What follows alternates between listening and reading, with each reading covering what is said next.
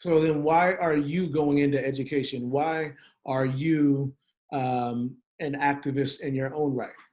Like, why do you do that if it's going to always be this type of a system?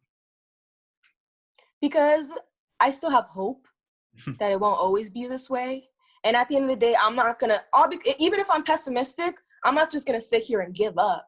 At the end of the day, like, I want children. I know I'm gonna be a teacher. There's gonna be children there. Like, I want their futures to be better than what my future was. So I know at the end of the day, like, even if things might not change a lot, I want to make sure that I can make at least a small change in these students' lives and make it a little bit better. And then at the end of the day, our students are the future presidents, our future leaders, all of that. So if I can teach one student right, that can possibly be a ripple effect.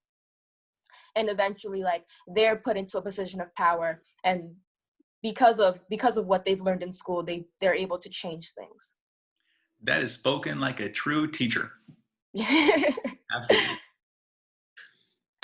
So are there any, speaking of things that make change, I know that there are some programs that you've benefited from, initiatives that people have put in place that have helped you to be able to be where you are and have the platform you do. Are there any that you would like to kind of give some credit to because it's helped to transform or give you opportunity? Well, honestly, like, it's not a program as a school. I'd say Preuss.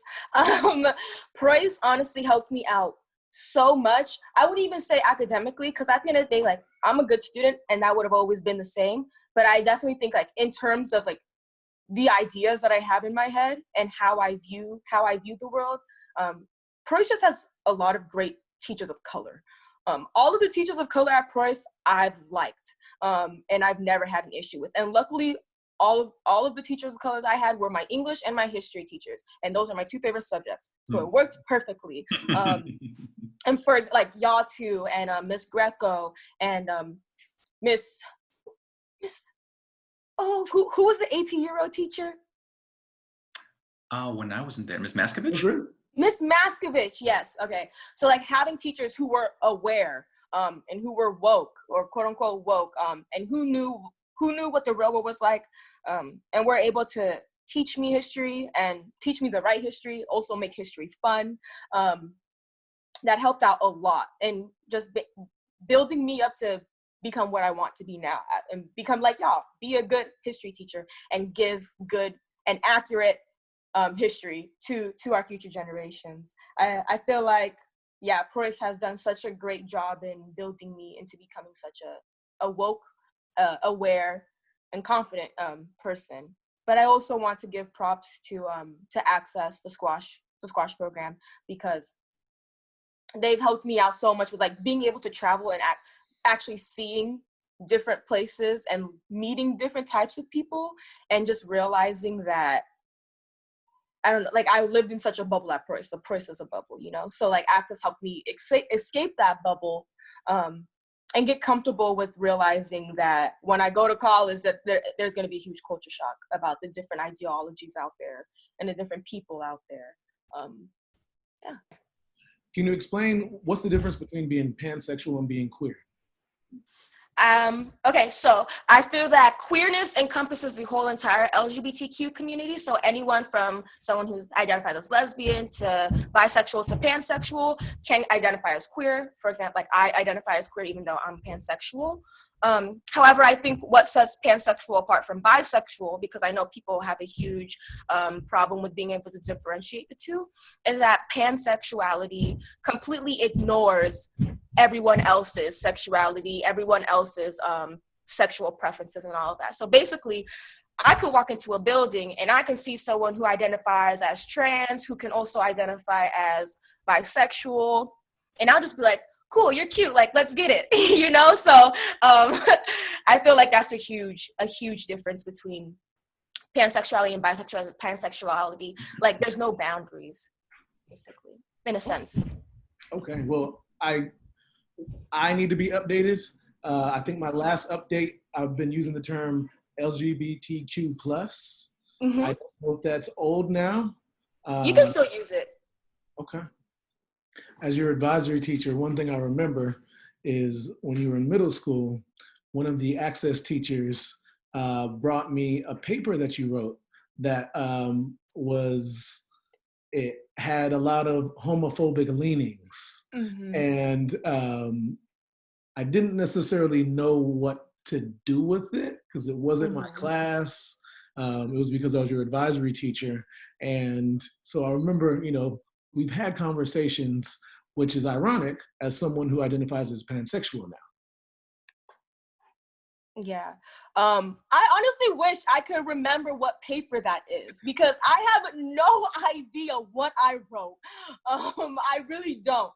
But yes, I grew up in a Christian household. So I was growing up, going to church every Sunday and constantly hearing this notion that, being homosexual, being part of the LGBTQ plus community was wrong and that you were gonna be like damned to hell and all of that.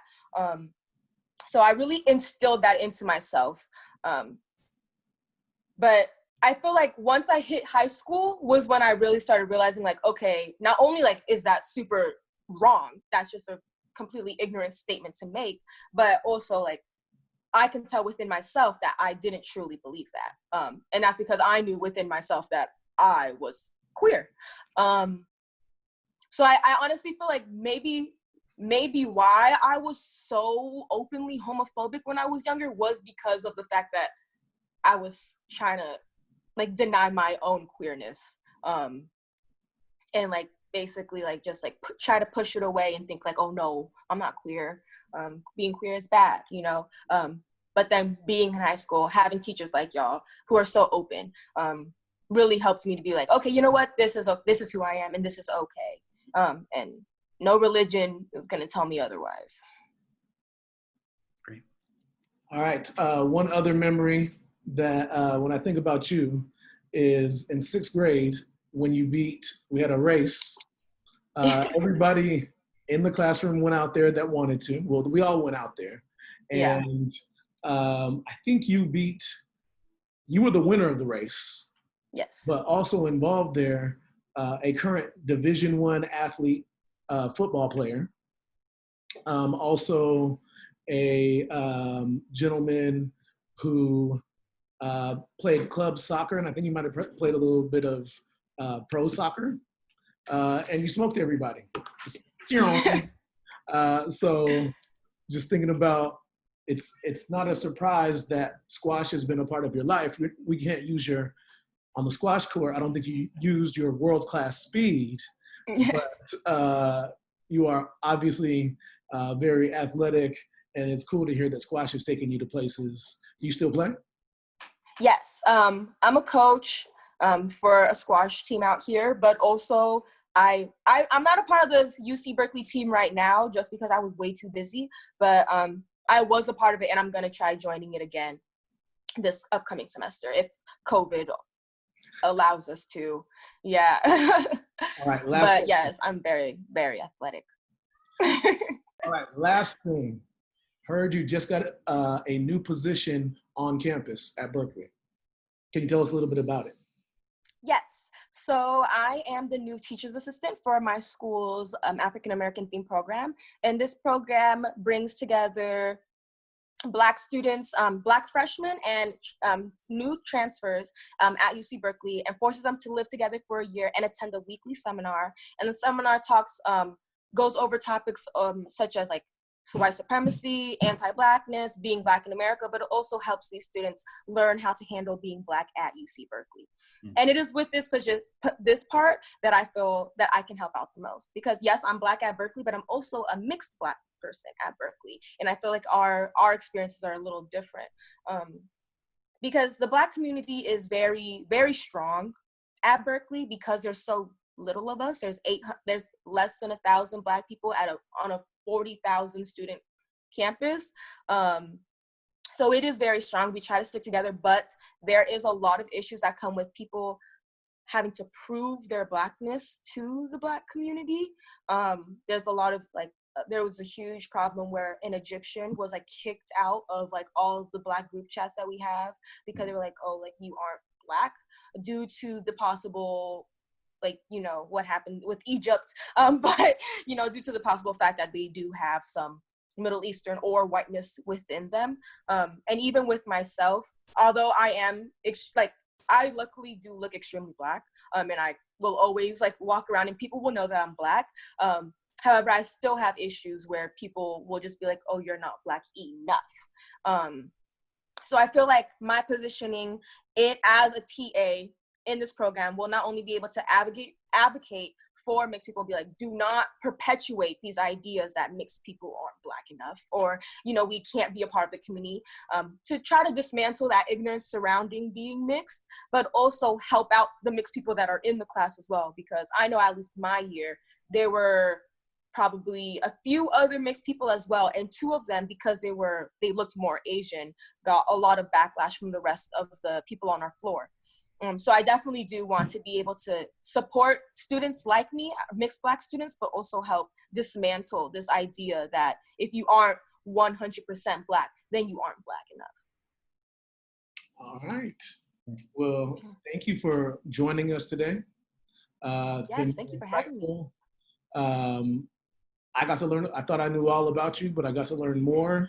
We got to see how you're growing, and it's been incredible. Thank you. Yeah, and I'm really excited for your students. I can't wait to find out where you end up teaching and the kind of kids you're going to teach. I'm just really proud of you. Thank you. I appreciate that. Yeah. And I really do mean I'm not kissing up to y'all. Like, y'all really did make a huge difference in like my career choice and just like my college choice and everything. Like, y'all really did make a huge and profound impact on what I want to do with my life because of your history classes. So thank y'all for that as well. Thanks. Thank you. Mm-hmm. All right. Week 3, day 2, finished with Felicia. Hopefully you will see her tonight. Actually, you're watching this and you're already on YouTube Premiere watching her live stream, and she's answering your questions. See you next week.